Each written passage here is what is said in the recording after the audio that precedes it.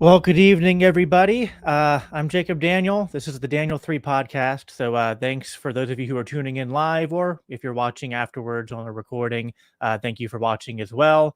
Plugs before we get started. The website, I've been plugging the website every episode since we launched it last month. That's daniel318.com. Go check it out. If you want to, submit comments or questions for the show, or if you have a topic you want to discuss and come on the show and talk about, all of that needs to be set up and scheduled through the website. So definitely check that out if you want. The podcast, you can watch it live on YouTube, like, I'm streaming right now. Obviously, you can also find the podcast pretty much anywhere, the audio forms. It's on Spotify, Apple Podcasts, Google Podcasts. I'm on podcast applications I didn't even know existed, but they just the service I use puts me on there. So yeah, that's about it for plugs for right now. Excited to have the guest that we have tonight. So I'm going to bring him into the stream now. His name is Gregory Baus. Greg, how are you doing tonight, man? Oh, you muted yourself. I was trying to unmute and I muted. Yeah, right. I'm doing good. Thanks. Yeah, thanks for coming on. For people who have watched the show for a long time before it grew to what it is today, they or if you just watched in general, they might have seen that I've had Greg on before, but it's been a while. So it's funny is that we actually live somewhat close to each other, but we still haven't we haven't found a way to connect yet and do anything in person, which we need to do sometime. Grab a beer or something. We'll meet up in New York. I know a couple good brew pubs there. Yeah, for sure. So, but for those, for anyone who's tuning in and who isn't familiar with you, hasn't watched the prior episode, maybe just give like a, I don't know, 2-3 minute introduction of like your background and kind of like what led you to the ideals of Christian anarchism. Well, I'm originally from Baltimore. Grew up there for the most part, and then initially I went to university in around Chattanooga, and then Canada, and then Amsterdam, and then I spent half a career overseas in Asia, and then in various parts. I was for a time in Japan, and then Cambodia, and then China, and most recently, although it's been a while now, I was in Budapest, Hungary, teaching English, but that was my second career. And I'm back to my first career, which is being a lifetime student of philosophy. And yeah, you had initially, when you had promoted the thing, you said biblical scholar, but I am not a biblical scholar, nor the son of a biblical scholar. but I am a student of philosophy. I wanted to plug a friend's theology podcast at some point. Anyway, just to give people a feel if they're interested for this kind of thing, if they're curious, sure. If they're theo-curious. Let's see. So these days, yeah, I'm living in central Pennsylvania, and I am working odd jobs to pay the rent, and I'm enrolled in school again at a South African university. But yeah, so I write and research in philosophy. Particularly, I'm dealing with the work of an obscure Dutch philosopher named Herman Dooyeweerd, and he'll come up in our chat. But it was about 2008 that I became a confirmed card-carrying anarchist. Card-carrying. Yeah, we need our own cards. I mean, I'm a card-carrying member of the Libertarian Party, although sometimes that feels worthless. But we should have anarchist cards. I got it right here just to prove I'm not making it up. They're right there. I'm a Nice. All right. carrying member. Sweet. Well, I don't know. So what else do you want to know? No, it's What fine. else should I say? What do people care about?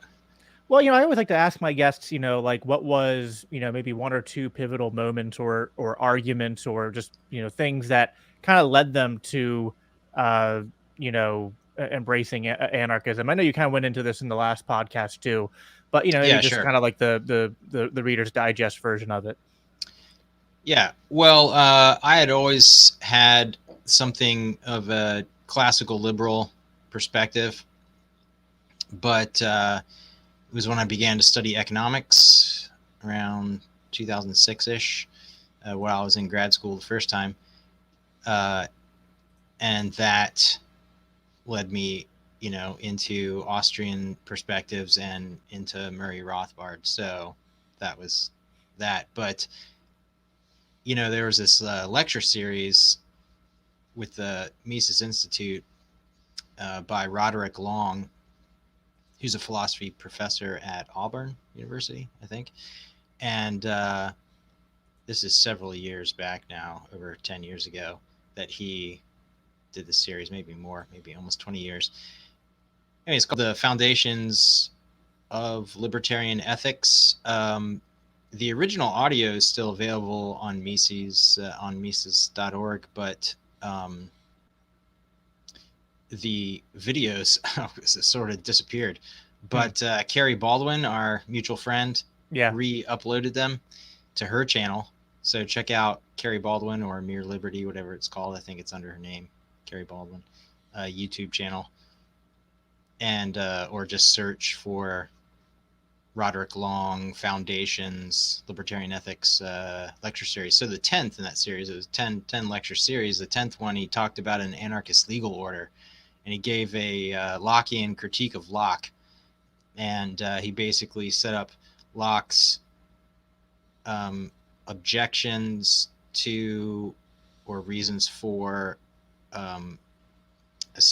objections to a stateless society, and he sort of used them to argue against Locke's reasons, saying that the thing that he was wanting, the reasons that he wanted to state, are reasons for no state. Yeah, it's kind of like it's kind of like when Michael Malice, and he's not the only one that says this, but it's like they'll be like the best arguments against anarchy are really just arguments against the status quo.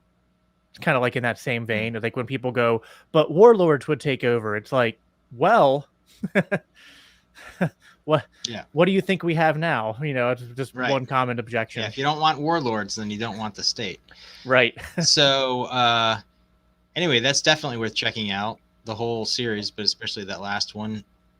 And if you're a minarchist particularly, I think it's compelling.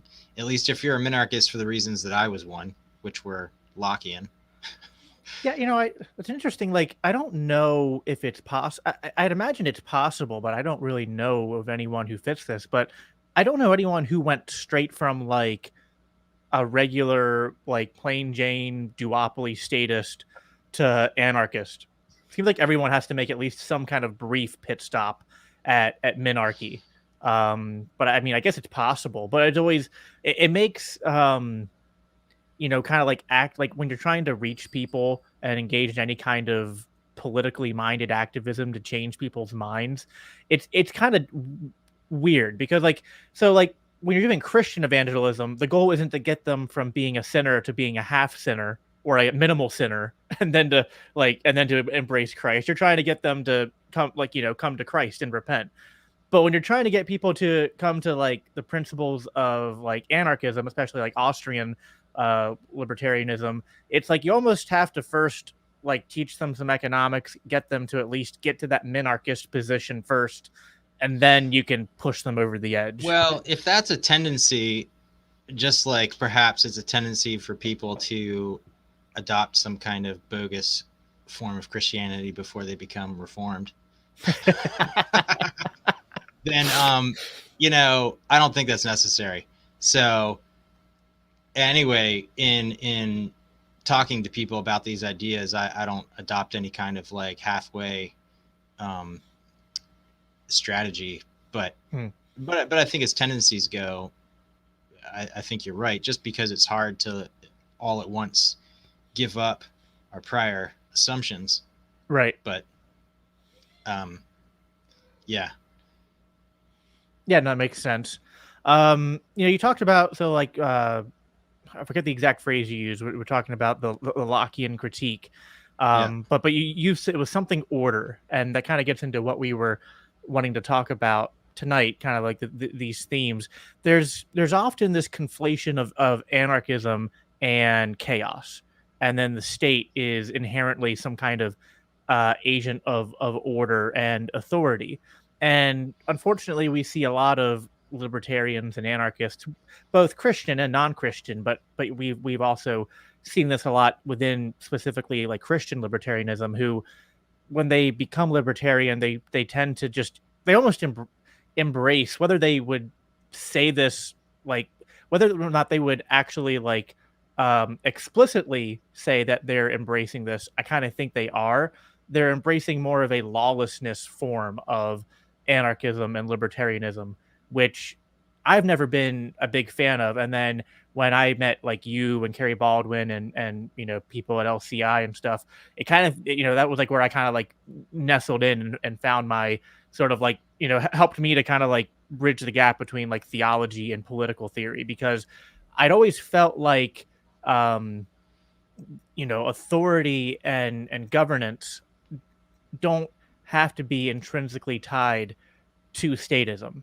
that's right. But it's always hard because it's like, I mean, just the word government has been so, like intrinsically tied to the idea of the nation state, that if I just say to a person I'm not against government, they would say, well, you can't be an anarchist. Um, and Yeah, so it becomes it almost becomes a battle of semantics, which can be rather exhausting. yeah. But what was I mean, you don't have to go into the exact critique that you were citing there, but I mean, what are sort of like the I don't know, like the arguments that you use, or that you kind of I don't know, present to people, when you're starting a conversation with them about how anarchism isn't just like it's not Mad Max, it's not the what are those the Purge movies, or something like that. Like it's not it's not chaos. Well, Carrie's got a good series of articles at the Libertarian Christian Institute, a series of 4 articles, sort of going through, in a way, some of what Long covers, the Lockean critique of Locke. Actually, just maybe the first one, but then she goes into some other things to help minarchists sort of move along. But so just look for her material. If you go to mereliberty.com/Romans 13, you'll see some of my writings there, and Carrie's articles are listed there. So that's a good place to go. Well, what I normally talk about with people specifically often, depends on where they are and what their actual view is as I'm coming to understand it, interacting with what they say and think. But, I think amongst our fellow, let's say, confessional Reformed fellow believers, we can say we affirm the Reformed confessions on the teaching of the civil magistrate, and we just don't think that the form of civil magistrate has to be a monopoly state. Hmm. And that's honest and true. And what they affirm does not require a monopoly state, thankfully. If they did, we'd have to modify it. But in any case, one of the key points is the idea of a third party arbiter, Hmm. right?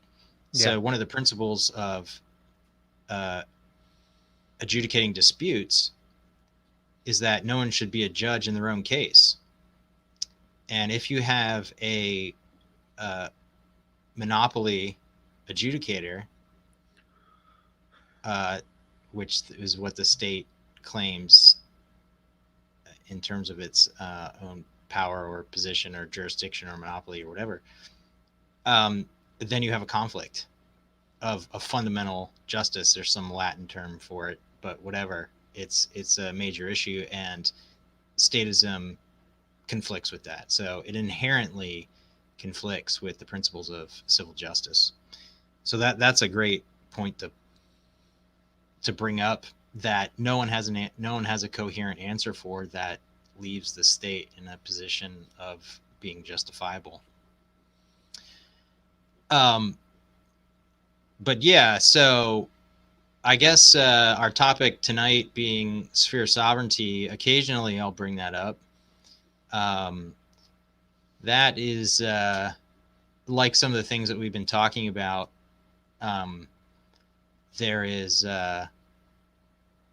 There's certain things you can say biblically or about the Bible, and then there's political theory. Sure. And that's important to make a distinction between those things, because of course we think you can be a Christian and be confused about political issues, have a bad political philosophy. We think that's possible. Your Christianity doesn't depend on having those things right. Yeah, but, I mean, there's some out there that think that that's the case, but they're just confused. yeah. So I think it's important to point out that what we're talking about here, what we're about to talk about anyway, is not theology. It's not exegesis from the Bible, but we call it a Christian view of things because it's informed by our understanding of what God's word says. Sure. So, yeah, and that's the topic for tonight, sphere sovereignty. Where does that come from? I mean, like the originator of it, and I don't know how much you know of. Like, I've started to study kind of like the history of I'm not quite through all the, like, I've been studying church history, and I got like to the point of the Reformation, but I haven't gotten past Calvin yet. So I've yet to get to the Dutch reformers from the history of it yet. I was trying to get there before this episode, but just like I only have so much time to read and do stuff. yeah. But so I don't know how much you know about the history. I don't know if it's that important, but what is the idea? What is the idea of sphere sovereignty? Where did it originate from? And what are like the historical events maybe that if they played a role in that creation, that are at play? All right, so as a brief definition, or to characterize sphere sovereignty, it's a view of the normative arrangement and relations between different kinds of societal communities. So we've got all these societal communities. They're of different kinds, and somehow they're arranged with respect to each other. Somehow they relate to each other, and that's what sphere sovereignty addresses. And initially, I think the phrase sovereignty in its own sphere or sovereignty in its own circle was I don't know if it was coined exactly by Guillaume Grun von Prinsterer. And wait a minute, you could have completely mispronounced that. No one would challenge you right now. I like to call him Billy Green. Billy Green. Because Guillaume is no one calls him Billy Green, by the way. Okay. Guillaume is like Willem or William, and Grun was his family name, and von Prinsterer was like von Mises title, So his dates were 1801 to 1876, around the Hague in Den Haag in the Netherlands. And he was sort of part of the he was heavily influenced by, I guess, what was called the Reveil, or the revival, or the awakening of Calvinism, sort of after the Enlightenment in Western Europe. So Switzerland, Scotland, Germany, Yeah. The Netherlands, some other places like that. So it may be in England as well. And so those were, and Neo-Calvinism as a movement sort of came out of the Calvinistic reawakening at that time in the 1800s. Was it partly out of like, because wasn't Protestantism of all brands sort of like heavily restricted and persecuted for much of like the 17th and like 16th and 17th centuries, at least in a lot of these areas? Earlier in the 1500s and 1600s, but then when the wars of religion ended, things kind of settled out. Yeah. And but then the Enlightenment came in, and secularization, and quote unquote historical modernist, whatever, Enlightenment, Right. Yeah. rationalism and thinking undermined Christian theology quite a lot. Not in small part due to the fact that the churches were state churches. And so when the official universities and religious schools controlled by the state went liberal, it had a negative influence on the church. So that's just a historical lesson on why churches nothing like that's happening today. should not be connected to the state. In any case, so Van Prinsterer, or a lot of people just call him Groen, he initially came up with the phrase. He was involved, I guess at the time, in the Netherlands. A fellow that came in towards the end of his career, named Abraham Kuyper, was really instrumental in turning that, focusing that into more of a concrete idea, developing that more. And then generation later, the philosopher Herman Dooyeweerd, who was 1894 to 1977. And all right, so those are some of the people. It actually goes back a little bit earlier in some of its conception to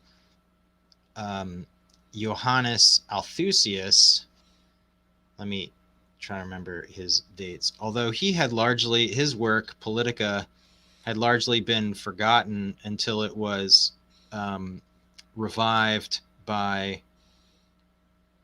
Otto von Guericke right around the time of Kuyper. So it's unlikely that Kuyper was aware of his work, but he mentions this guy, another Johannes Alsted, who was also a Calvinist political thinker. Anyway, Althusius was 1557 to 1638, so early 1600s. He had a notion, sometimes it's called consociationalism, or maybe it's called that now. I don't know if it was called that then, but in any case, Kuyper comes around in the 1860s, 70s, 1880s.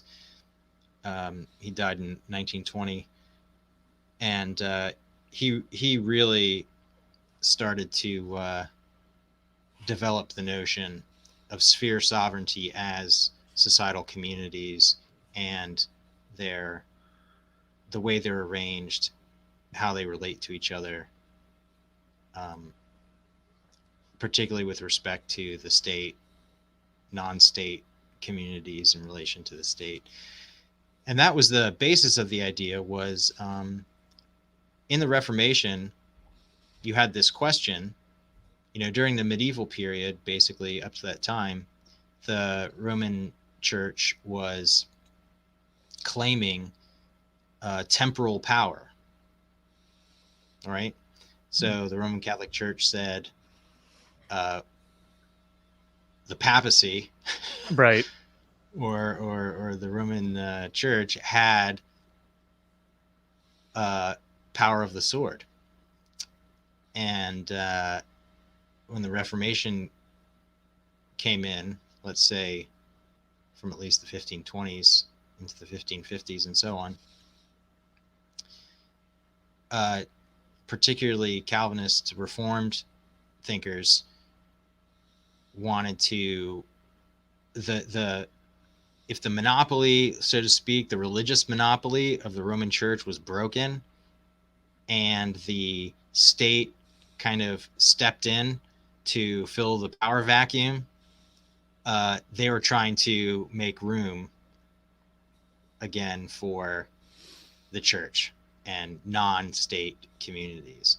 So in other words, if the church gave up its claim to temporal power, to sword power, to coercive power, then you can see how the state would have this incentive to grab it all. And you see the rise of absolute monarchy around this time, right?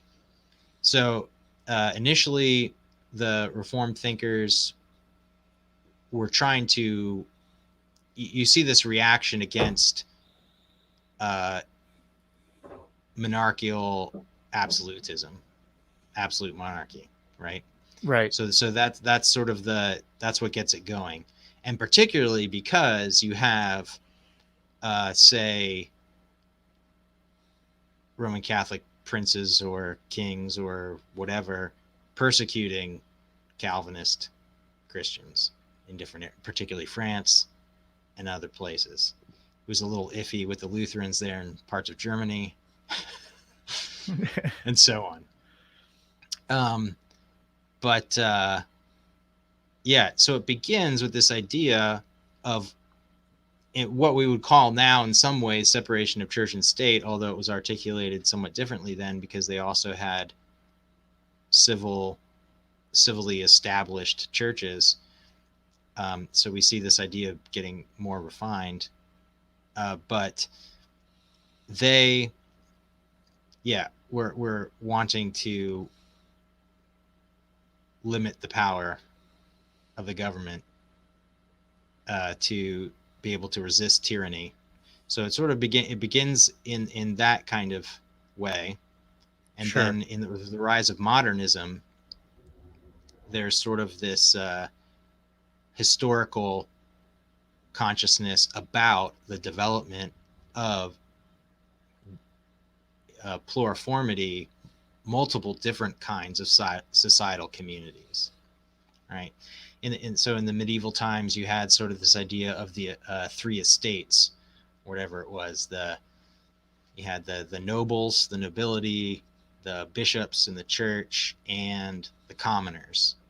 And somehow, and some people sort of modified that idea into there's, some basic institutions of civil government, of the church, and family, right? So you can see how thinking about society not being just this undifferentiated whole, just one thing of it has sort of having different parts, and that's something about taking account and respecting those different parts of society, those different ways that human society is organized, is important, right? And it's important in terms of limiting any one part of society's power.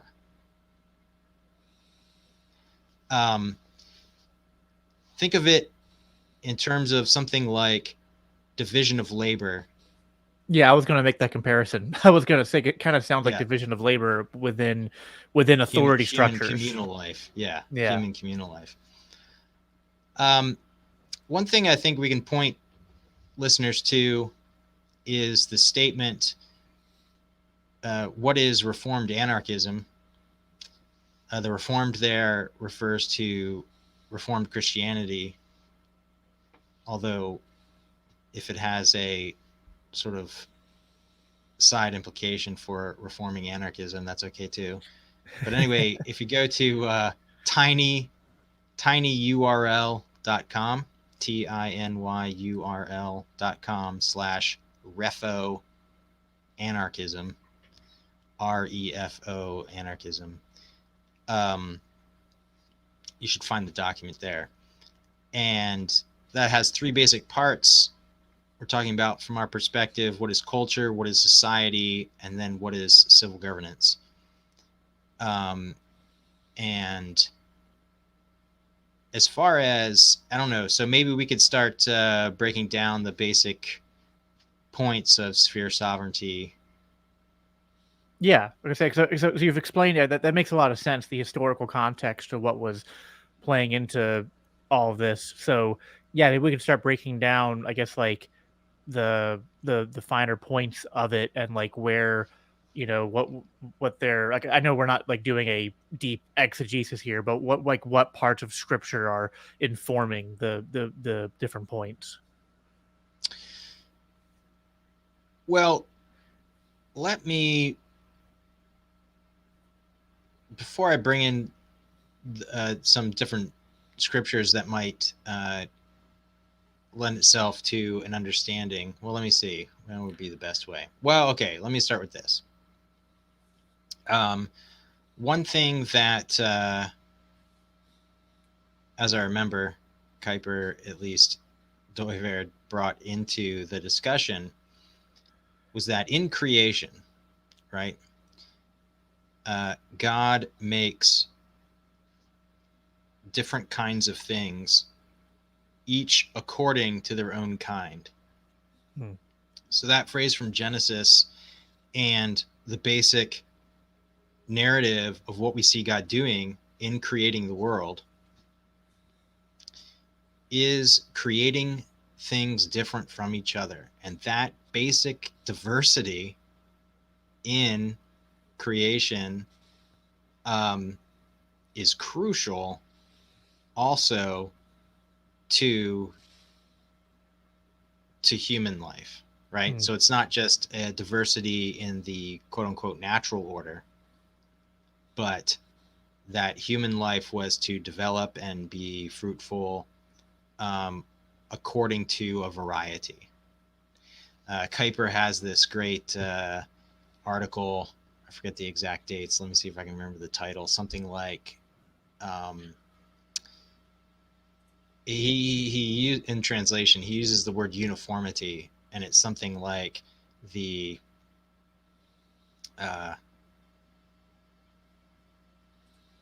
I can't remember. Oh, darn it. It's not coming to me. Anyway, maybe I'll send the link. But he's talking about how bad modern life is in trying to make everything uniform. And of course, this is like one of the key characteristics of authoritarianism and totalitarianism. This horrible, anti-humane, making everything the same. This comes up again and again. Yeah. And does it connect? Impulse. Yeah, go ahead. Sorry. Does it connect to like the I don't know if Kuyper ever brought this up, but like where my mind goes is the like the passage. I forget if I think it's Corinthians, but I could be wrong. But where like Paul's talking about the body of Christ, and like the hand says I'm not a foot, and what is it kind of like that where it's like recognizing Kuyper does that, like, refer to that. yeah, because it's like different areas of competence, and that kind of directs where your authority is supposed to go, I guess, is sort of what I was thinking. Yeah, right. That's exactly the idea. So that's sort of an organism, an organic metaphor, and that in an organism, I guess there may be that single-celled organisms. Oh, there's still differentiation in these single-celled organisms, but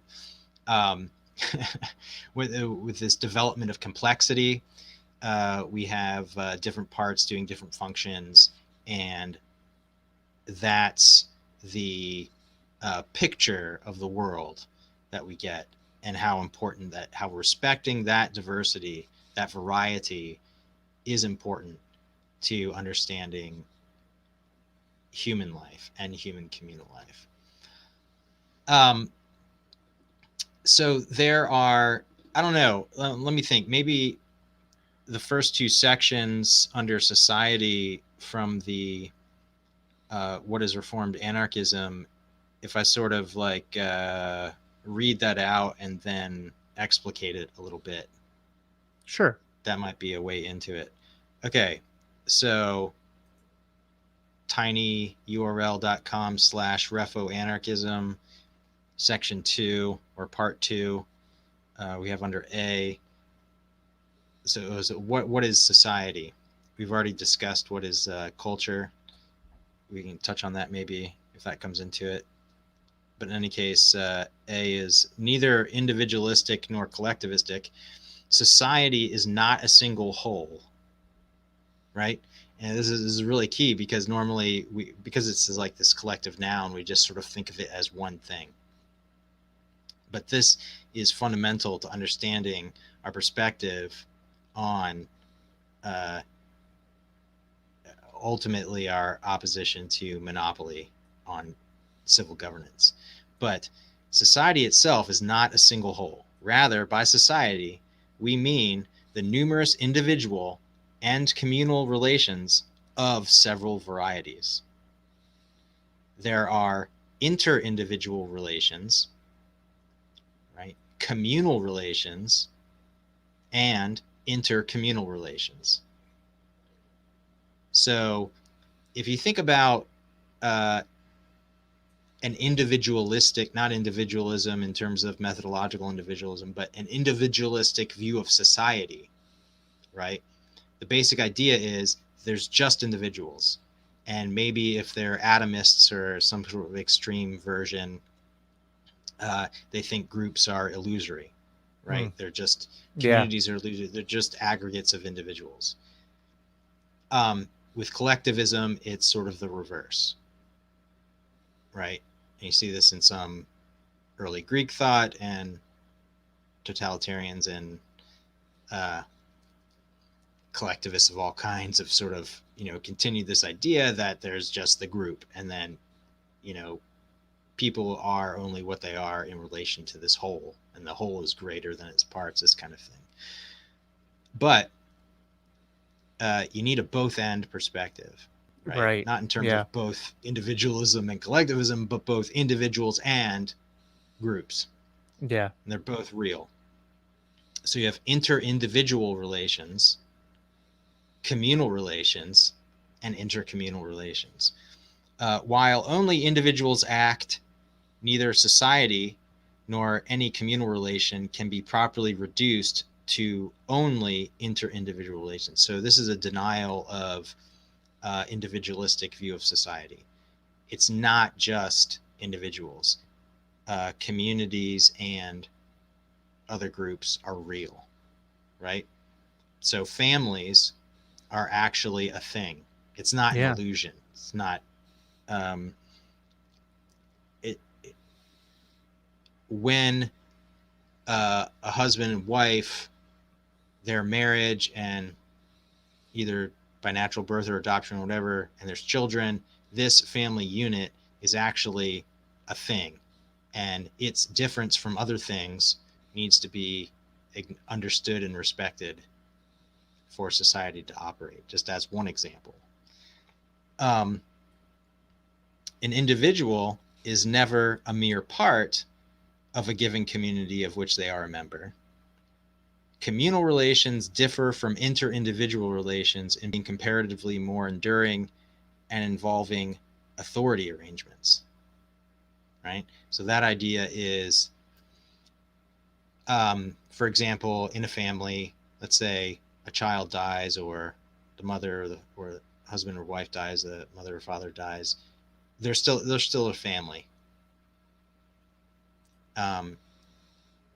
But members of the family are not just members of the family. They're individuals in their own right. Yeah. And at the same time, the whole community, like the family still exists, but if one individual within the family dies, the group that communal relationships and the I don't know, like I'm trying to think of the right word here, like the Well, the nature community of that. itself persists. Right, but it does kind of fundamentally change a little bit, doesn't it? Like if you have a family, like Yeah. like I have 3 kids right now. If I Uh-huh. died, the family would still exist, but the family without the father, the kids being raised without the father, it suddenly fundamentally, the that group has changed. So it's Yeah. kind of like I kind of like what you said, kind of a both and kind of like groups are real and individuals are real. And I've had these conversations with other Christians before who are libertarian minded because a lot of times, and I get where they're coming from, because collectivism, kind of like a lot of words you're using are things that like are good, but the left has weaponized them and corrupted them, like diversity, groups, kind of like the ideas of communal living and stuff. Like sometimes these words have been like a lot of people push back against them because they've Right. seen, just like what we're talking about with sphere sovereignty and the idea of authority, another thing that's been hijacked. But I don't know, that was just Yeah, no, that's right. We want to recognize realities uh, in human existence and try to account for them without without having to explain away elements of them in order to justify other parts. That's what we don't want to do. We don't want to right. have, we want to account for the full phenomena.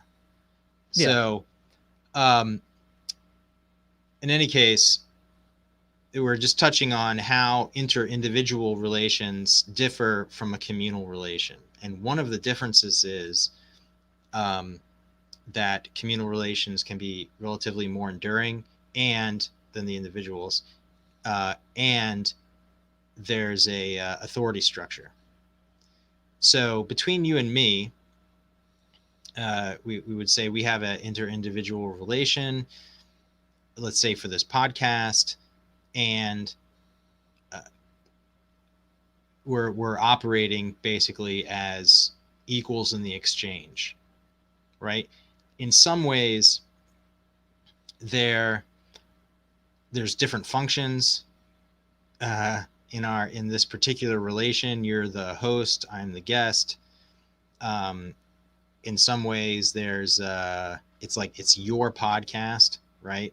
Hmm. So there is a kind of ownership privilege there that doesn't equally apply to me, but that's not the same thing as uh, a more enduring, let's say, like business. Like, let's say you and I partner to do a podcast together, and then, well, anyway. Yeah. So there's ways to differentiate um, what's an inter-individual relation and what's a communal relation. Right. Um, Neither individuals nor communities are more basic than or have their origin in the other. That was a negative, so neither one is more basic. Neither has their origin in the other. Individuals and various communities are themselves wholes, ultimately structured or normed by God in creation. In this sense, we reject both individualistic and collectivistic view of society. Okay, so that's just that sort of gives the big picture. Now, with sphere sovereignty, what's being talked about is this normative arrangement and relations between different kinds of societal communities. So there's other basic relations in society. Society is not just communities. It's also inter-individual relations and intercommunal relations. But what we're talking about now is these basic communities. So we say there are distinct communal spheres. So this word sphere can just be understood to mean kind of communities, right? So there's the familial sphere, meaning there are families. That's one kind of community, is family. There are many different families, or businesses, right? Yeah. So these are different kinds, and there's many of those communities Then there's like in that overlapping respect. things. Like I work in a family business, which that's an interesting like way to like analyze. Like there's this weird like I'm working with my father and my brother, but then it's like our working relationships have different rules and the authority structures Yeah. are different than the way the authority structures work when it's just like the basic like relationship between like me and my father and me and my brother. And so that's always an interesting like when I think about our everyday interactions and when I was young and learning those dynamics, kind of going, hey, my relationship with my boss and my father are like different even though they're the same person. That's right. Yeah.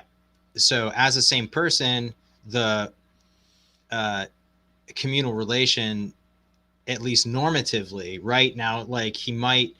So if you messed up at work, uh, this doesn't apply because you're an adult on your own. But let's say you were a kid and you were Right. getting an allowance. If you mess up at work, he's not gonna dock your allowance, or at least he shouldn't. That's different. That's a different arrangement. I'm not saying every kid should get an allowance, but whatever.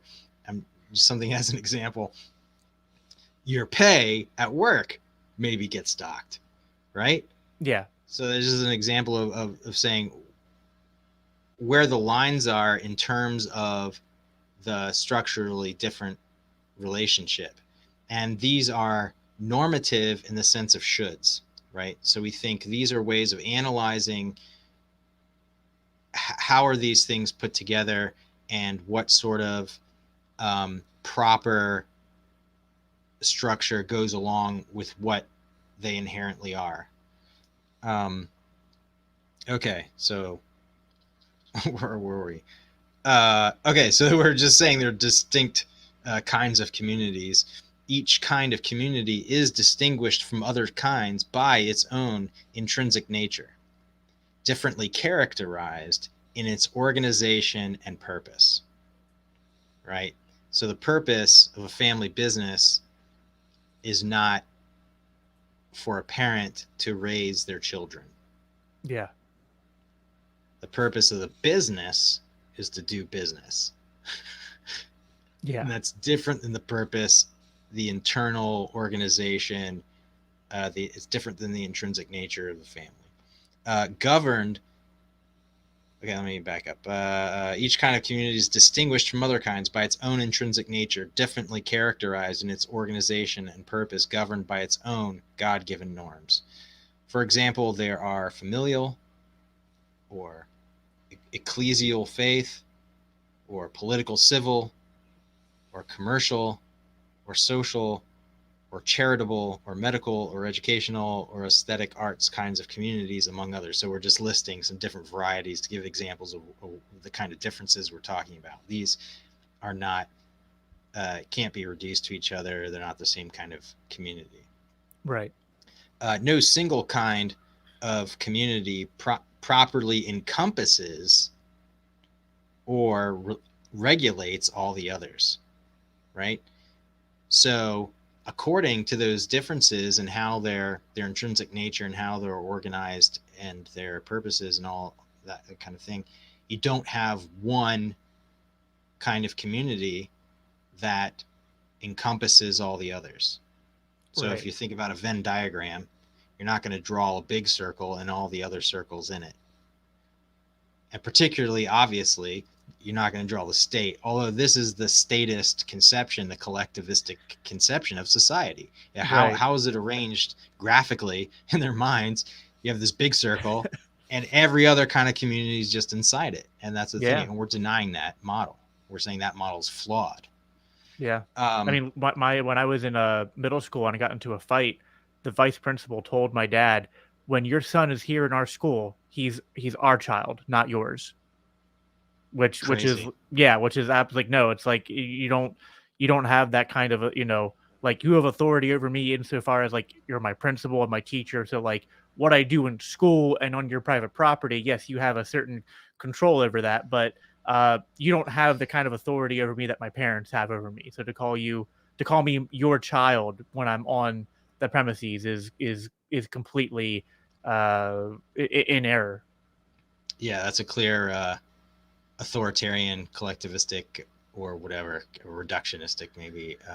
He's absolutizing the authority of the school in that case over a kid. Okay, And really, it's the state, because the school is the extension As sort of the state now. exactly. So It's statism. That's the Yep. only reason anybody would say something so stupid. Right. No single kind of community properly encompasses or regulates all the others, nor does any particular community of a given kind properly encompass or regulate all the others of that same kind. So you don't have, despite the wishes of the mafia, you don't have, they're a criminal organization, not just a family, but they're a crime family, like business. But you don't just have one family that's like ruling all the other families, right? That's not how we, now like Right. in a tribal, in a less differentiated, less developed sort of form of society, things might be seemingly organized that way, but ultimately that's not the normative development in society. So if you start out, tribally, everyone's basically related. You can have sort of those blurrings of the lines, but as society becomes more complex and developed, it follows this differentiation of norms in this way. Each kind of community has its own particular function and its own kind of limited authority and competence, directly ordained by God and not mediated by any other kind. This point that it's not a mediated competence or authority is important in this next part. Anyway, so we say this has been called sphere sovereignty. So we introduce the term. Then we say we reject the collectivistic view of so-called subsidiarity.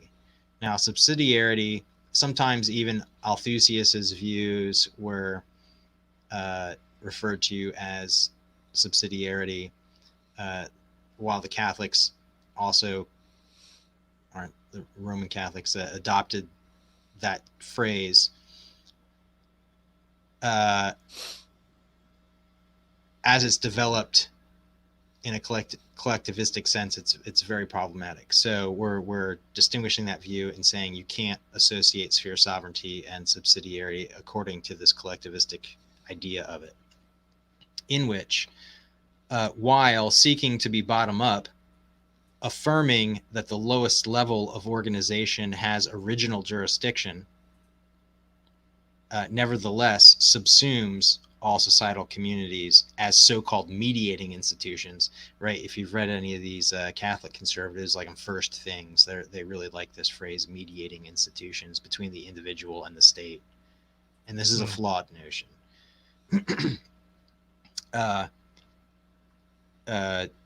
Subsumes all societal communities under an all-encompassing state.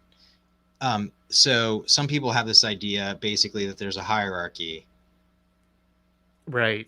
So they're not just going to say the state, they're going to try to nuance, I guess, the collectivistic idea by putting it into a hierarchy and putting the original jurisdiction and sort of motivation from power. They want to say it's got to be bottom up, right? And we're saying that's not sphere sovereignty. That idea of just, it's all still one thing, and we're decentralizing and we're bringing it down to the grassroots.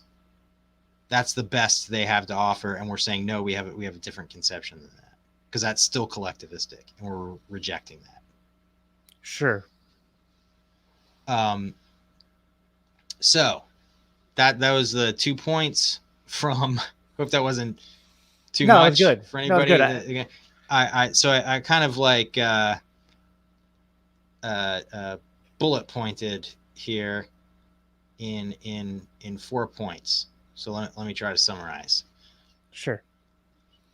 So when we're talking about sphere sovereignty, the first thing we want to say is that there are distinct kinds of communities, right?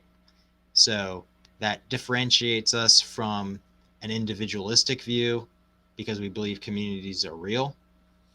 It differentiates us from a collectivistic view because we're saying there are basic different kinds. So that's the first point. There are communities, and there are several distinct kinds of communities. The second point is that each kind of community has its own intrinsic nature and jurisdiction, if you will, its own scope of activity and particular function, its own limited authority and competence directly ordained by God in Christ according to God-given norms. So start to think about what those were, that those were listed. Civil governance being different from ecclesial, that is the church, from the family, from businesses, from healthcare. That's an important one. Yeah. That has its own functions. Education, even. Yeah. So that's the second point, that they're differently characterized. The third point would be against this collectivistic subsidiarity, or just like a kind of mere keeping a kind of collectivism, but then trying to improve it by way of just an idea of decentralization. Right? Sure. If you have a group, decentralizing power might be an appropriate and good thing. But if you're trying to encompass society as a whole, simply sort of like decentralizing it and trying to drive power to the bottom is not an adequate conception of society or protection against tyranny. And that's a key thing to realize. No kind of community is rightly mediated by, nor does it encompass or regulate any other kind.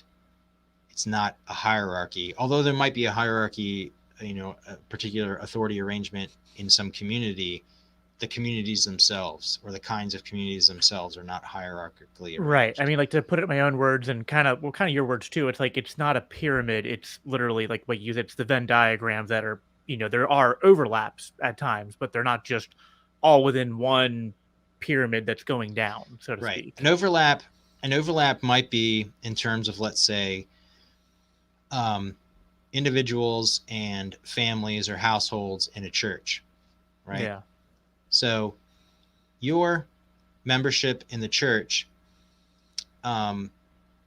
is related to your membership in the family, but it's not wholly dependent on that, or it's not subsumed by that, and vice versa, right? Sure. So that families are not independent. A given family can't itself be a church. And some people have gone with that, like patriarchalists and people like that. They have these wacky ideas. Theonomists have distorted these things quite a bit over the years, and have had those kinds of problems, not being able to differentiate. In any case, so there's no hierarchical arrangement, although they are connected or coordinated in various different ways. We talked about family business, and then families in the church, also an educational institution, and so on.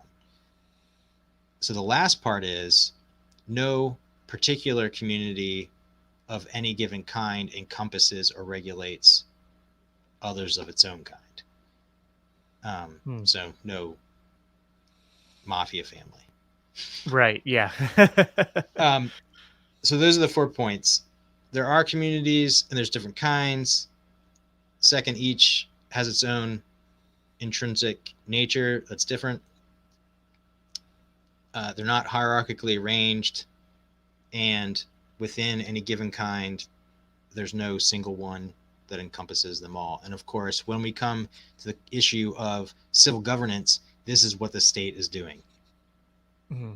Even if it's federalized, even if it's decentralized, it's still a monopolistic organization. I think my dad used to tell me, you can polish a turd, but you're That's still holding a pile of shit in your hand. that's essentially what the idea of it's the direction federalism was going in, or decentralization was going in, to protect against tyranny. Of course, that was their obvious intention. Separation of powers and all this kind of thing. But if you have a monopoly, it's in principle totalitarian. Right. And in practice will inevitably always tend towards increasing totalitarianism in practice. Yeah, that makes sense. So right, that's the basic idea of sphere sovereignty. It's distinct from a more narrow political theory or political philosophy, which would concern civil governance or rights as such. Sphere sovereignty is part of a broader, what we might call societal ontology, right? So what we started with these basic different kinds of relations in society is not just a single thing. It's constituted by these basically different kinds of relations, right? Individual, interindividual, communal, and intercommunal. This is sort of like a societal ontology, a theoretical view of the being of what society is. And then this is focusing on an idea of an arrangement between different kinds of communities. Right. And then I guess you could say, I mean, there's two connections between sphere there might be more, but the two I'm mainly seeing here, one that you've kind of already touched on very well, which is like, the ideas of sphere sovereignty push back against the idea that like there's this one giant group that monopolizes all the different relationships and different groups that exist. And then two, I guess the second thing that I'm, and this kind of goes to the things we've talked about before, that there is within the different types of groups and different types of relationships, one of those different categories would then be people who, I guess, act in the role of authority when they're like administering civil justice or upholding civil justice. That might be one. Like, would you say that's one type of group or relationship that exists? Right. There'd be people Exactly. that do So that. in our statement, what is Reformed Anarchism? The third section gets at that. So we do our best to, in as concise way as possible, talk about what is it that forms the kind of community known as, that we're calling civil governance. And it has to do with adjudicating disputes over rights violations. Right. And that being normed by self-ownership, or its sort of obligatory corresponding principle, the non-aggression principle. Right. So what's the obligation of the fact that we have self-ownership? My obligation, given your self-ownership, is non-aggression. And that norms the understanding of rights in terms of not initiating coercion against other people's persons or property. Yeah. And that adjudicating disputes over those things, according to the norms of civil justice, is what defines the community, the kind of community of civil governance. Civil governance is adjudicating those kinds of disputes. Yep. But the people that do that they only have that like that phrase compute. Um, what's the phrase? They only have the computational authority to do that which is prescribed. Like they can adjudicate those disputes, but then they Right. can't come into your So household and let's, say, "Here's how you yeah, raise your children. Here's what you need to teach them in school. Here, you know. Oh, and by the way, instead of the relationship between me and you being voluntary, we're now going to claim 20% of your wealth because you know like it's a abuse of the type of authority they have. yeah. So the other Christian or biblical principle, besides the basic diversity in creation, that comes into this, has to do with God's own absolute sovereign authority over all things that he created. And because that's true, that means no human authority can be absolute, Sure. right? That's what, so let that sink in for a minute. Not only, so these are the two main biblical or Christian principles that we would draw to sort of inform that, underwrite the idea of sphere sovereignty, this sort of basic diversity in creation, in reality, and then the fact that God's sovereignty is absolute. And that's what, in a way, guarantees the non absolute character or the relative character, the limited character of all human authority.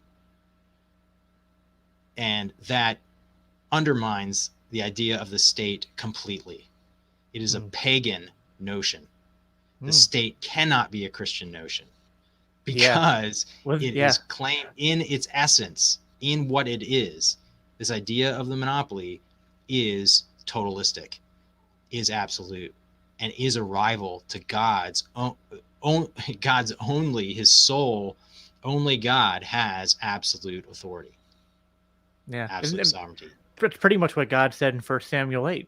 It's just like when you guys asked Yeah. for a king, and the justification they gave was we want to be like the people around us who all have kings. So they were mixing with they were being influenced by the pagan cultures around them. God said it's a form of idolatry. You're abusing. You're wanting to submit to authorities that aren't me, and I'm the only true one authority. And the idea of a king is kind of like in stark contradiction to that. And then Yeah, it he's pointing to the idolatry, right? So attributing to something else what only belongs to God. That definitely comes out. Nevertheless, in redemptive history, God is able to use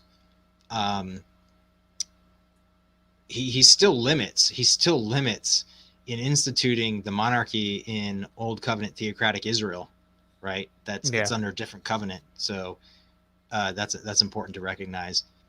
But he still allows for its institution according to his own. He still norms it in a limited fashion, right? Now he says you're going to abuse this, you're going to distort this. This is going to go bad for you. Yeah. But he still then takes that opportunity, as it were, in redemptive history to appoint the monarchy in a limited fashion for its symbolic purpose of pointing to Christ's own absolute sole absolute authority. Yeah. In any case, so we can think of plenty of examples of different kind of ways of violating sphere sovereignty. That's sort of parallel to violating individual rights. So in any given community, an ostensible authority or the community itself lording it over some other kind of community, and how that would violate their rights, like the school trying to tell parents how to raise their children. Yeah. Right. You can just think of it. You could make up examples of, I don't know, a business trying to tell a church how to do what churches do, or vice versa. Obviously, we don't have to think too hard about actual historical examples of absolutistic kind of church, a church reaching too far beyond its own sphere of competence. Yeah. Right. And claiming temporal power as the medieval church did. And yeah, but of course, in history, constantly the biggest actual threat is, whichever group or individual is going to try to coercively enforce its antinormative claim. And if that's not the state, in medieval periods, it's someone claiming what the state is now claiming, which is its own monopolistic right. So that's the real danger. Yeah. If a school doesn't have the power of the state behind it and it's doing something I don't like, I can walk away, take my kids out, whatever. There's no one forcing me under the threat of injury, bodily or, aggression against my property. That's Right. not there. My cat is right below my mic purring. I don't know if you guys can hear that or not. He's just literally staring at me like, "Arr, arr." Oh, great. But So yeah, get the cat interested. right? Yeah, Sphere sovereignty. he's really, he's not usually this active in my podcasts, but I guess he's he's confessional, I guess. Awesome. Well, there's some other historical things we could bring into it, like what the heck happened in the Netherlands and why everything went bad. I mean, not everything is horribly wrong, but it became quite socialistic in Europe after the World Wars, of course. But I don't know. That's a. Let me think what else I wanted to touch on. Well, anyway, I hope people will take a look at the What is Reformed Anarchism. There's audio there for that as well. Yeah, we'll definitely link all that as well as the text. In the show notes. Years ago, I wrote a paper that became a presentation. So if you looked up on YouTube my name and Sphere Sovereignty, you'd probably see that presentation at a conference at Princeton in 2008. That was just before I became an anarchist that I was presenting that. I had written the paper, and I've since written another version. So I'll send you the links to that paper if people want to read something even more academic on it. Actually, I think it's linked, and with each section in the statement, What is Reformed Anarchism, we have like reference citations, and I think it's one of the citations there. Yeah. Do you think, I mean, obviously there's Romans 13, which we've done a whole other podcast on that. I mean, are there other, I don't know, things that, whether they're Reformed Christians or not, that people abuse in the scripture or misunderstand that cause them to view those with the authority to, like those acting within the prescribed role of the authority of civil governance, that like they think that those people must have some kind of justified absolute power or special power? Like, is there anything that people other than because we've done Romans 13, pretty extensively, but I don't know if there's any other things that people have misunderstood. I know with the Reformed Church, there's many who are self-proclaimed theonomists and stuff, and believe that also for some reason believe that the role of those administering civil governance must be necessarily the Mosaic law and administering those sanctions and stuff. I don't know, maybe, with the little bit of time we have left here, if there's anything there that maybe we want to touch on to maybe provide some sort of like illumination or correction. So many different directions we could go in. We definitely, the Neo-Calvinistic conception of sphere sovereignty, even though some theonomists have sort of latched on to Kuyper, lesser degree, to Dooyeweerd, because he's somewhat impenetrable people have a hard time understanding him, so they don't know what he's saying.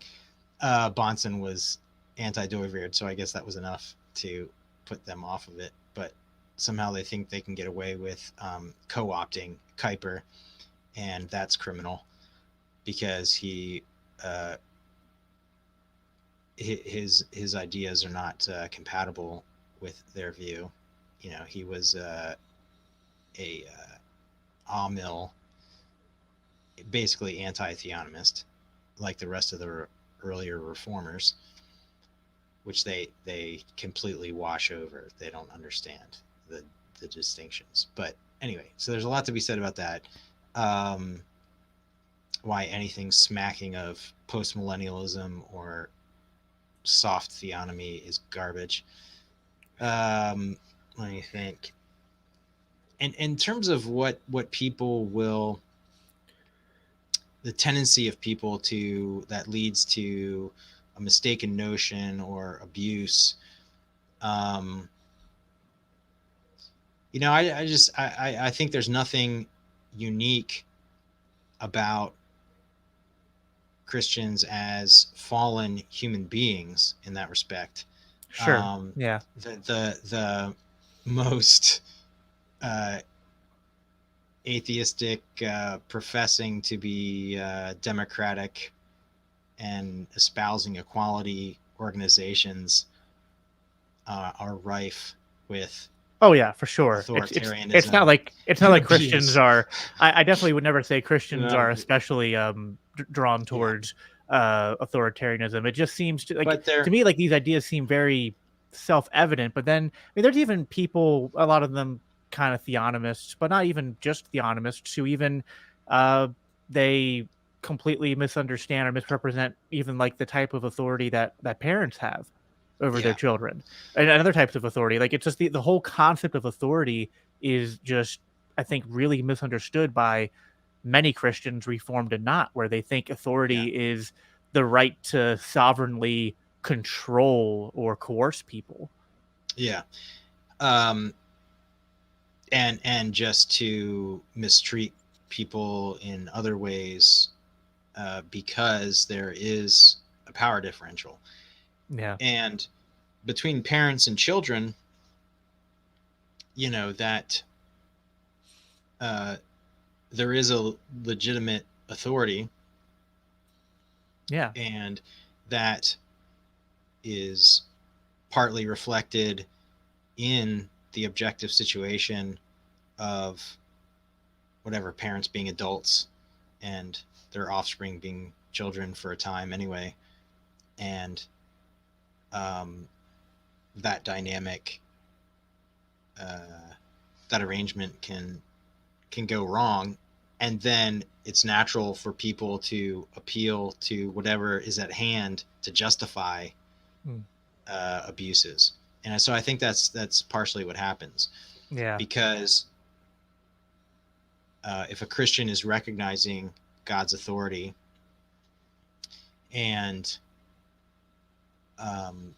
part of his intent for normative and flourishing human life is that there are different kinds of communal relations with different kinds of authorities, and these as operating correctly or properly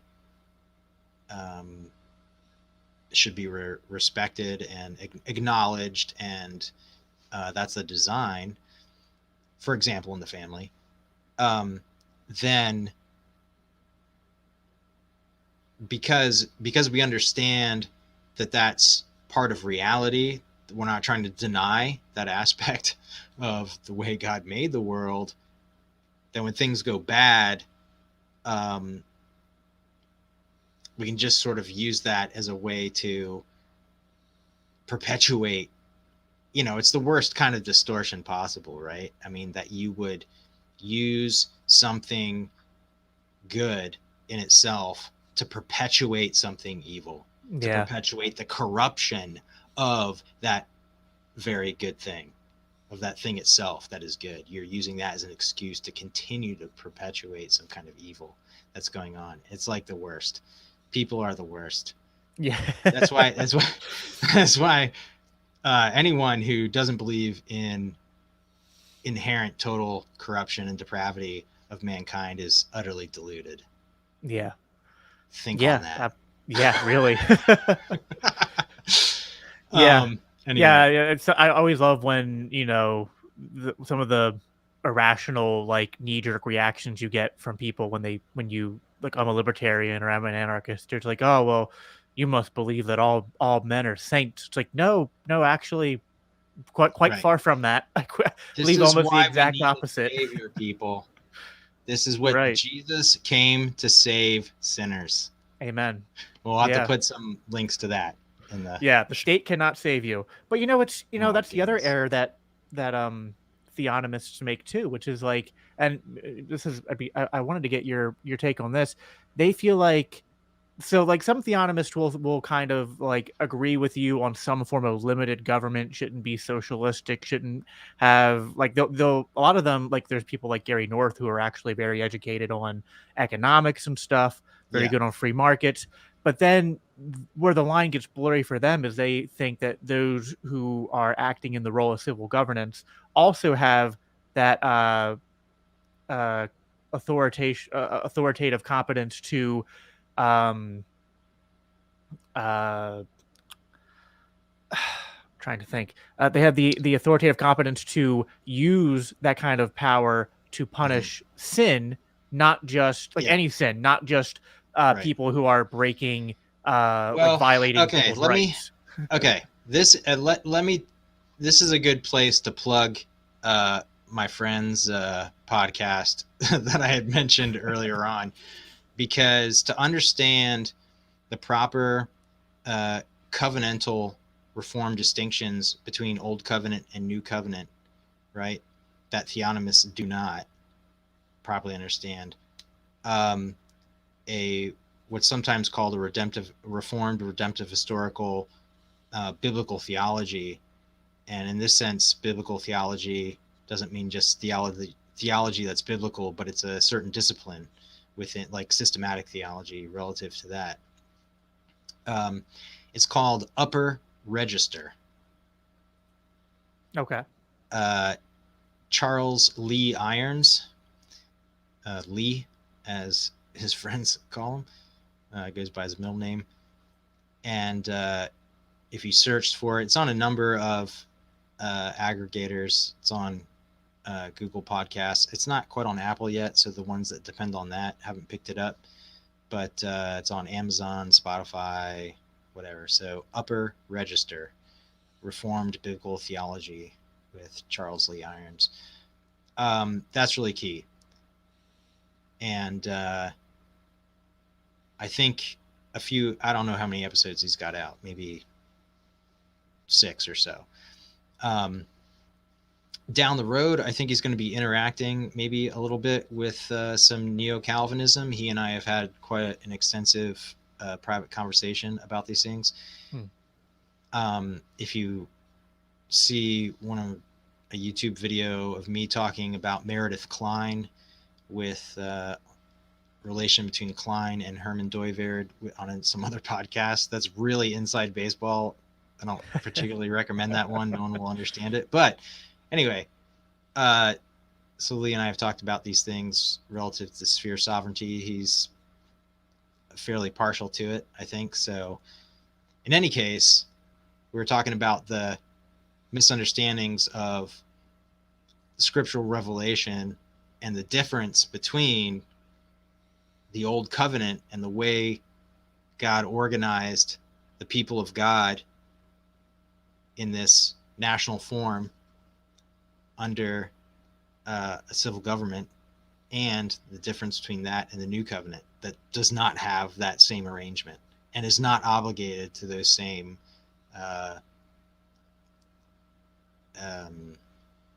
it's not obligated. So the theonomic conception is that Mosaic civil law is moral, and that the moral law must be enforced by the civil government, as it was in the because it worked so well back then. administration. Yeah, and that's completely mistaken. That it was that way served what we call a typological purpose. Typology being like a symbol with the added dimension of time. Okay. Right? So it was a symbol pointing to something in the future. And the thing in the future that it's pointing to, particularly, is Jesus Christ, but the consummate kingdom of glory at his second return. So it's not indicative of the new covenant era of the church before the final judgment. Right. It's not determinative for that at all. It is in a sort of semi-fulfilled way morally within the church, right? So unrepentant adulterers or whatever, we don't continue to have fellowship with in the church. Right. But like Galatians and stuff like that, like Paul talks about what we should do with, people who are living in unrepentant sin in our own spheres and stuff. But I mean, as far as I know, I'm not, saying I'm the expert on every single line in the Bible. Maybe I'm missing something, but I can't recall a line ever in the New Testament where Paul or any other apostle says, and if there's people outside of your community who are living in sin, you're to go and wield the sword against them. Yeah. And in fact, he says specifically, Paul says the opposite. Yeah. He says, and he says, when I'm saying don't associate with these people, he says, I don't mean those outside the church. He's like, you couldn't do that, and if you wanted to, unless you left the planet. That's a rough paraphrase, but that's basically what he says. Right. So, there's no excuse. No, and really, it's like I don't understand how theonomists don't just end up like to me, Christian theonomy often very creepily starts to resemble Islam, where it's like, how are you not just justifying turning Christianity into a religion of conquest? And well, I was that's interesting that in the political development of Islam, the mentality, well, what I was saying about the state being a pagan notion, part of what makes that so, in some ways, has to do with the inherent religious quality or basis for all of human life, and including civil governance. So that's a fact, but that's not an argument for theonomy for a number of reasons. But when you try to take that model, which is this symbolic model of the future heavenly kingdom, when you try to perpetuate that outside of the specific covenant arrangement for which it was designed. Remember, we're talking about like treating other things, attributing to other things that only belong to God. So God's prerogative to have this special design, and then trying to perpetuate it outside of what he designed it for, is usurping God's prerogative to establish this kind of religious symbol. You are usurping his prerogative to do that, and to have it something that had its limited purpose. It's like reinstituting the sacrifices. Yeah, and they always, they make these very flawed arguments. It's just like, well, you're saying that the Mosaic Law was bad and isn't good for all time. It's like, well, I'm not going back retroactively and saying it was bad back then, but I'm saying it was issued for a specific people at a specific time. And to me, it fits into the idea of Hebrews. Just read the New Testament book of Hebrews, people. It's like to me, it fits into this idea, the ideas of sphere sovereignty, which is like the idea of, there's different communities, different groups, different relationships, and then I think also, like you were pointing on, like the covenantal differences, and then a lot of the stuff that's in the Old Testament wasn't bad, but it had a limited scope and purpose. But everything in the Old Testament points to Christ. Well, besides linking to Lee Iron's podcast, Upper Register, I'll also send you a link for show notes, and I'll try to do this sometime tomorrow, by the way, so you can attach it to whatever recording of this.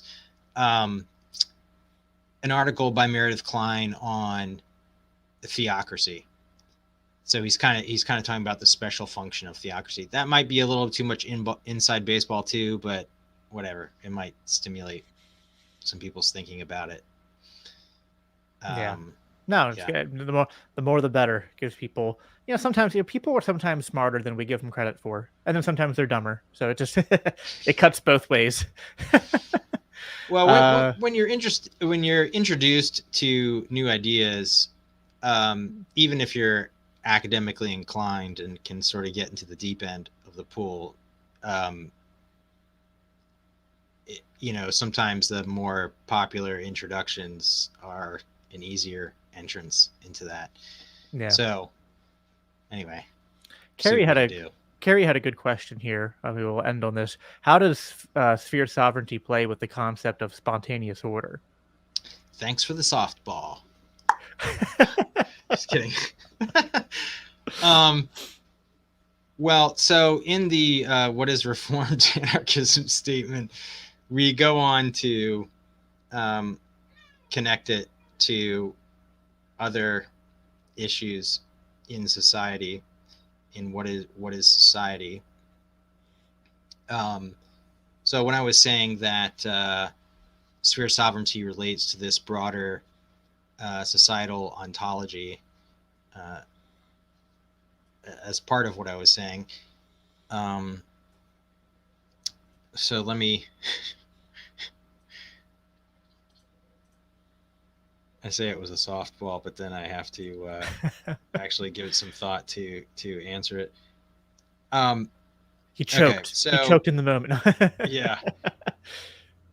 It's like the wide receiver that drops the wide open pass. It's like, so if we're thinking about these various kinds of communities and how society as a whole and human life generally or in society is to normatively function, that is,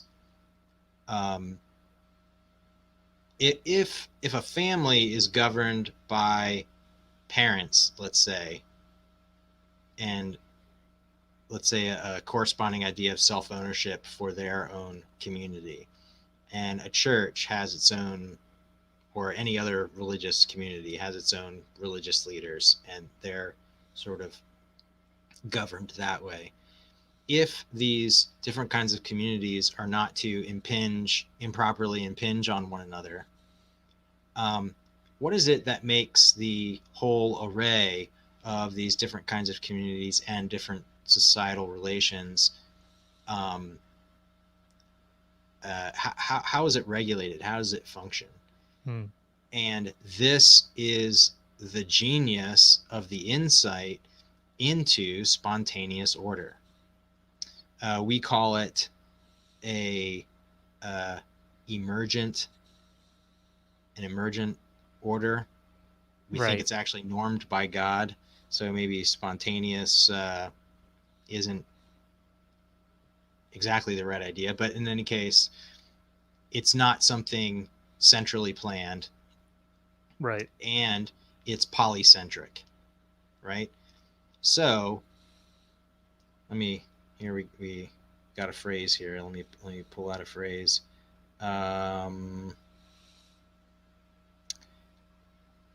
Society is normatively ordered and governed polycentrically. That is, what do we mean by polycentrically? We mean within a variety of relations and particular communities of different kinds.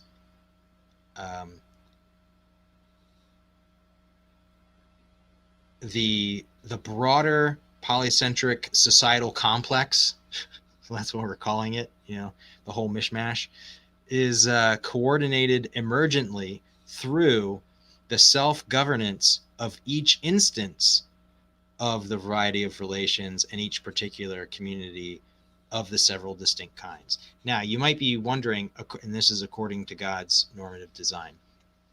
Now, you might be wondering, how does that work? So, giving an in-depth explanation of spontaneous order, I'm not going to try to do that off the cuff in any meaningful way in 2 minutes, but there are resources for that in the statement, What is Reformed Anarchism, as well. So in that section, which section was that? Was that C? 2C covers that. And at the bottom, we give some links. There's a historical review from the online Library of Liberty, an article by Norman Berry on the tradition of spontaneous order. That's really, really informative. And then Fee has some various articles on spontaneous order. And that's how the whole societal complex functions.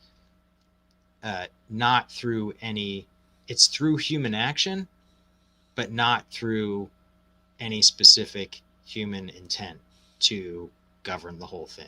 Yeah. And like sometimes I almost feel it's, and like I get the purpose of having the adjectives of spontaneous or emergent, but it's like part of me like is just like, well, to me it is just order, and the problem is people have, like we were talking about earlier, just people conflate order with coercion and force, and it's just like, but just think about like if someone's committing violence against you, if someone is forcing you into compliance, how how peaceful and how cooperative does that feel?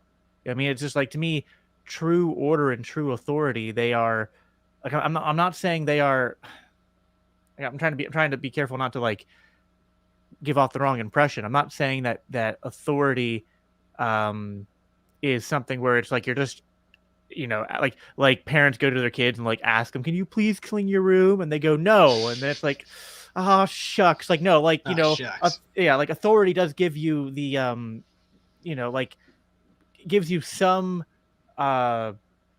scope of ability to command those that are within your authoritative competence to command, but it's not through it. But like those relationships, that if it's a parent to a kid, I guess like the kid doesn't voluntarily choose the parent, but it's something ordained by God. And then in the marketplace, all those relationships, if you don't have a state, well, they were formed voluntarily. So if you voluntarily enter into a relationship or a group and there's rules, then like there is no force. The order is entirely cooperative, and that is actual, to me, that is the real essence of order. And the idea that order is the opposite idea, that it's through coercion and force, there's nothing to me that is actually compatible with the idea of order. To me, that is chaos. It's just, but they've been conditioned. If you introduce coercion in an initiatory way on other people's persons and property, it's going to be distortive, inevitably. Well, it's and just the basically idea of central planning that doesn't respect, in a way, the natural but through human action order that emerges in society naturally, if that's not respected, the intrusion of aggression necessarily distorts that. And let me try to think. So there are forms of authority that, for example, with a business, they're an extension of property rights, and that involve planning, right? That involve human design and intent. So an entrepreneur has to engage in basically a form of planning, right? To coordinate his resources and means to ends, do whatever he's trying to do. And that cannot function in society as a whole. One, because it's too complex. Yeah. right? So the diversity that God built into creation and in human life needs to be respected. Yeah. So we talk about the hubris of authoritative and authoritarianism and central planning, that they are not respecting the complexity and diversity that God built into reality. And anyway, Yeah. It's complex and yet that's just the simple first because point. It's too it's complex to do it. Yeah. like it's complex in that like it's not like it's one thing. It is a diverse, number of different things overlapping and interacting, but it's simple in the norms that it operates by, right? Like it's the norms that God gave us. So I don't think that the moral norms that God gave us are complicated. Well, that's it. That's the other part, right? Not Yeah. not only is society too complex to centrally plan and to try to coordinate all the seemingly infinite variety of interests that you could never successfully coordinate. No human being could. Um, the fact that initiating coercion in order to execute that kind of planning is a violation of God's norm, and that's simple enough. Yeah. Yep. Absolutely. Right. Yeah, that's a good point. Yep. Yeah. Cool. Well, thanks, Dred, for coming on. I think that was a fantastic breaking down of sphere sovereignty and kind of like the Christian and Reformed views of authority and kind of like connecting these to the I mean it's kind of a political philosophy, but I'm trying to get more used to just not like compartmentalizing my beliefs and just these things aren't separate and detached. These things are in me like there are different categories, of course, and different like ideas and trains of thoughts. But my political philosophy is not like just some weird arbitrary thing that's loosely disconnected from my faith. You know what I mean? That these are all No, yeah, thank God. yeah I mean, if somehow it was at odds or incompatible, we wouldn't be holding to it, but we can yeah learn because it does come out of, it is grounded in our faith. Discovering how that's the case more and more is we're on that journey together. So yeah, it's exciting. absolutely cool. I'll Is there anything else you wanted to plug before we you've plugged a lot of stuff here, but is there anything else you yeah, wanted to I might have to listen to it again to think of all the stuff that I wanted to send you for references for further reading, kind of thing. Well, not directly about sphere sovereignty, but I feel like you and I should come back and discuss uh, the epistemic credentials of your faith, because I've heard you say several times, I feel like you're trying to express something about Christianity in terms of your position of belief in God, holding it in a humble way. Hmm. And yet I feel like you're also kind of mixing in a thing where you're sort of saying that it's entitlement to epistemic justification is questionable or something. Anyway, so I wanted to differentiate those things and encourage people more. In fact, I have the book here. It's gonna go under a different title eventually. Knowing with the Heart by Roy Clauser, who's also worked quite a bit on Doiverd and has a great section in another book he wrote called The Myth of Religious Neutrality about on sphere sovereignty. So that's something else to look at. But anyway, he talks about the status of belief in God in this book. It's quite good. That's interesting. Yeah, it's a complicated thing trying to because to me it's like it's called faith, so there has to be something that separates faith from just like it just like asserted as fact.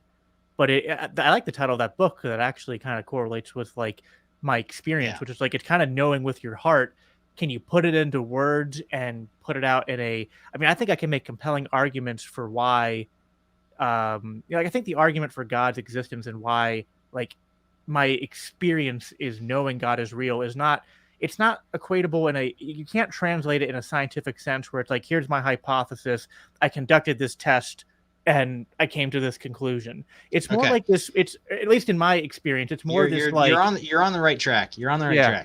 track. But we'll come back to it. Yeah, we'll come back to it. It's a interesting discussion to be had for sure. Here's the teaser, that there's alternative means of justifying beliefs other than proof. So there's proof. Proof is inference, inferential reasoning. There's other rational means of justification that are not inferential. Cool. And well, so yeah, that's the key. So we'll come back to that. We'll come back to that. Cool. Yeah. Thanks, Greg, for coming on again. And thanks to those who've been watching this entire time. Appreciate everyone watching, your comments, and Carrie, your good questions as well. So yeah, thanks everybody, and enjoy the rest of your night. Good talking to you again. Talk to you again soon. Yep.